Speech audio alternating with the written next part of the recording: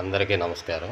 ఈరోజు మనం నిత్యం ఆహారంగా తీసుకునేటువంటి మనం ఎక్కువగా వైట్ రైస్ గురించే చెప్పుకుందాం.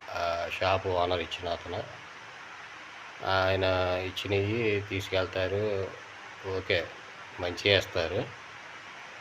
అయితే అవే సంచుల్లో నింపి 26 కేజీల చొప్పున మార్చారు ఎందుకనో.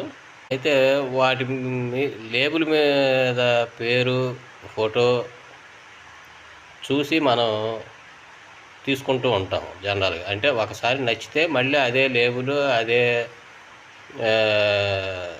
బొమ్మ ఉన్నటువంటి బియ్యాన్ని మళ్ళీ అడుగుతూ ఉంటాం. ఎందుకంటే ఒకసారి వచ్చిన పంట మరోసారి విధంగా రాదు.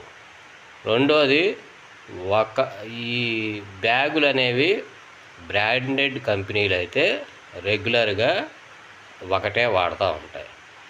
కానీ జనరల్గా మనకు వచ్చే బియ్యం అనేక రకాల సంచుల్లో వస్తూ ఉంటాయి. అందరూ బ్రాండెడ్ ఇమేజ్తో ఉన్న రైస్ కంపెనీలు ఉండవు. కొంతమంది ఇండివిజువలర్స్ కూడా బయట బ్యాగులు కొనుక్కొని ఇమిటేషన్ పేర్లతో మార్కెట్లో అమ్ముకుంటూ ఉంటారు. సో దానివల్ల ఏంటంటే మనం ఒకసారి చూసిన బ్యాగులో మళ్ళీ అదే రకమైన బియ్యం ఉండాలి అనే రూల్ ఏమి లేదు, ఉండటానికి ఆస్కారం కూడా ఉండదు. కాబట్టి నేను చెప్పేది ఏంటంటే, మీరు ఆ లేబుల్ని బట్టి కానీ, లేదా గోతాన్ని బట్టి కానీ, లేదా పేరుని బట్టి కానీ తీసుకుంటాం అనేది